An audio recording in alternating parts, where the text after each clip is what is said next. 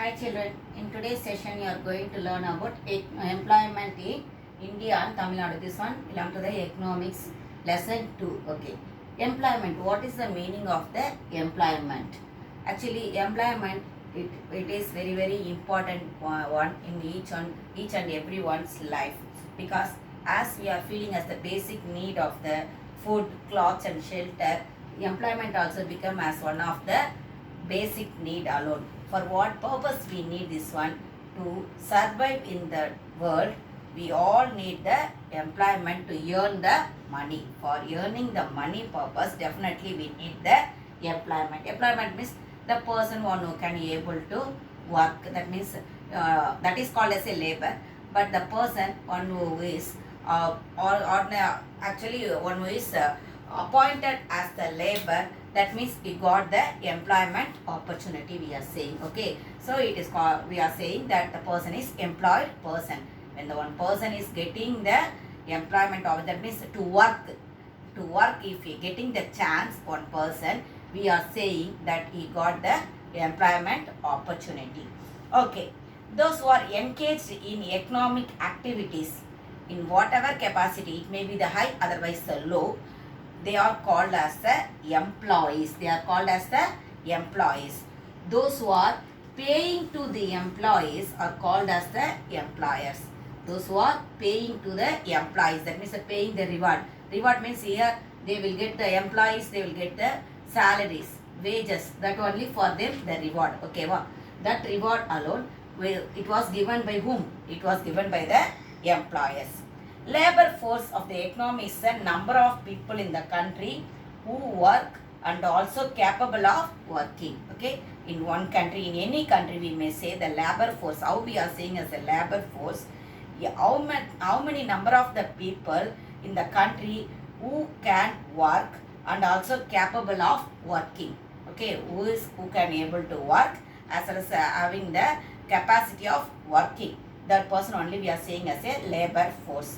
Most probably we will consider this one from the age of 15 to 60 years. Okay, persons who are less than 15 years are considered as children, and person who have crossed 60 years of age excluded, as they are not physically fit to undertake productive occupation. Okay, that means above the 60 years age they can't able to work. So only in the government sector, those who are working, they will get a retirement at the age of 60, because they can't able to work, they can't able to give the productive capacity. So only they are giving the retirement for them. As well as below the 15 years age, we are saying they are the children. So below the 15 years age as well as above the 60 years age people, we won't consider as the labor force. Between the 15 to 60 years only, we are considering as the labor force. Okay, now we will move on to the employment structure in India. What type of the employment structure we are following in India only we are going to see now. Actually, nature of employment in India is multi-dimensional. That means we are having the multi-dimensional type alone the employment structure. Some get employment throughout the year, some get only for the few days only they are getting the employment opportunity. For example, we may say about the agriculture sector itself. Only for 6 months alone they will get the opportunity to work in the agriculture field. How? Because there is a rainy season, it's coming there. Due to that rainy season, they can't be able to cultivate in the agricultural field, isn't it? Because of the flood, they can't be able to work in the field. Okay.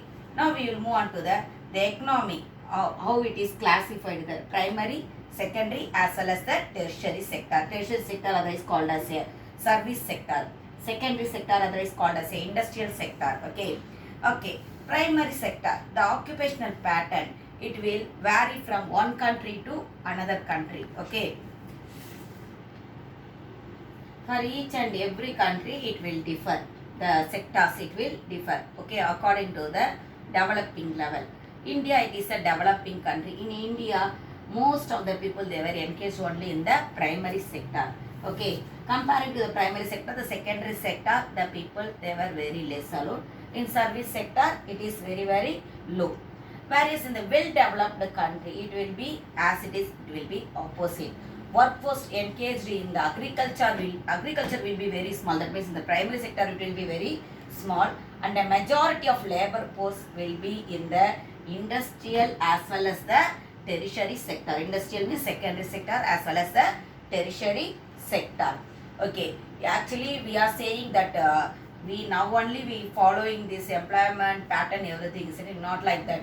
During the medieval period itself, Feroz Shah Tughlaq, the Sultan of Delhi, he had set up an employment bureau to solve the unemployment problem. That means solving that those who are having the power to work, that means having the capacity to work, but they are not getting any opportunity to work.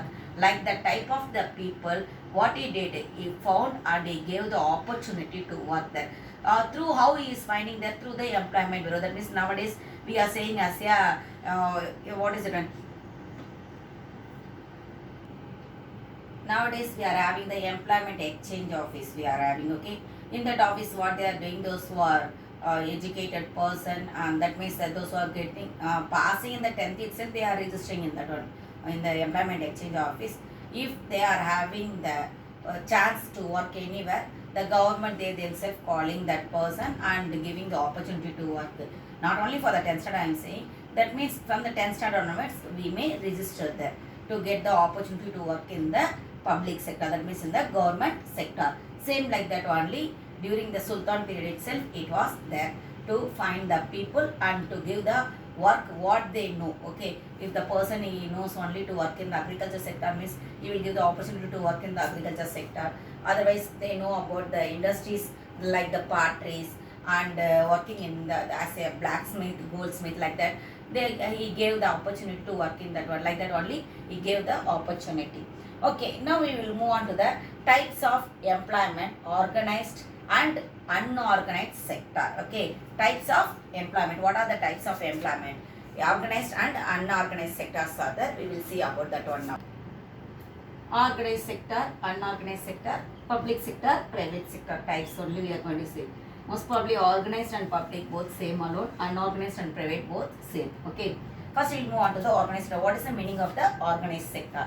The organized sector is one that is incorporated with the appropriate authority of government. It will be along with the government, okay, and it will follow the government rules. It will follow the government rules. That is called as the, what is it, an organized sector. Most probably organized sector, it will be run by the central government, state government or local government.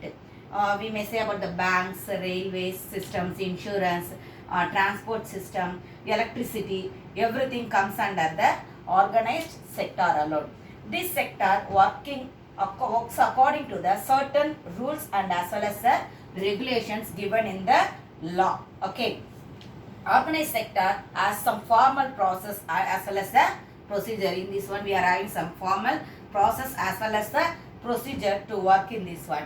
The employees in this sector are provided with the job security. Here there will be having the job security and receives the higher wages comparing to the unorganized sector. Both in the, that means in the organized sector and the unorganized sector, the people, those who are working, both they will same work only they will do. But organized sector they will receive the higher salary, but unorganized sector they will receive only the lower salary comparing to the organized sector people.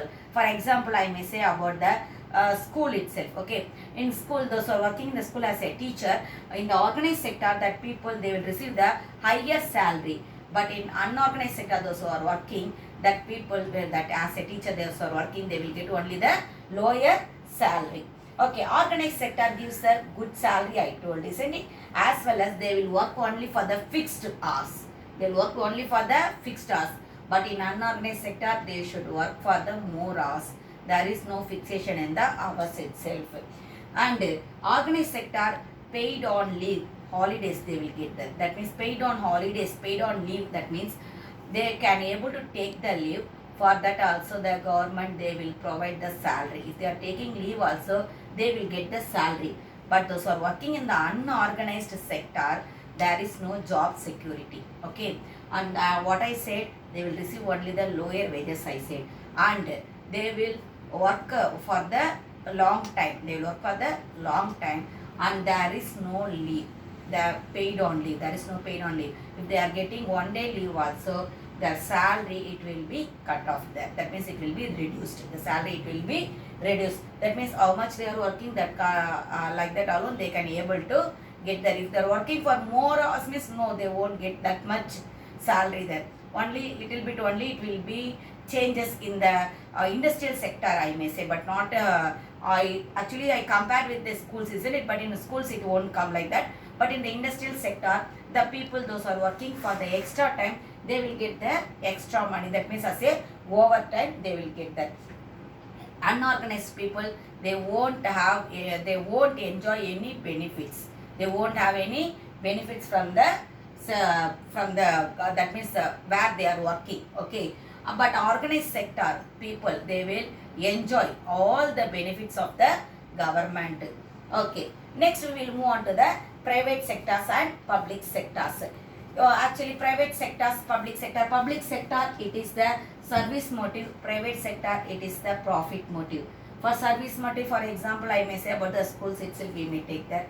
Public sector, that means the government schools, they are running only for the service motive. Okay, that means only for the welfare of the people. Here in private sector, not only the welfare of the people, they are thinking about the profit also, isn't it? Without the profit, they can't be able to run the schools. To pay the salary for the teachers, they need the money, as well as those who are working in that schools, everybody, as well as the organizer also, you need the money, isn't it? The organizer means one who running that school. That means that without the profit, no one can be able to work there.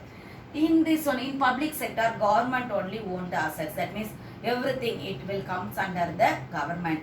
But in private sector, everything come under the one individual person. Here, in public sector, the wages are paid by the public, that means in the government. But in private sector, the wages are paid by the individual person. That means one who is running the sector, one who is taking care of the sector, one who is investing in the sector. That person alone should pay the wages to that. Okay. Thank you, children.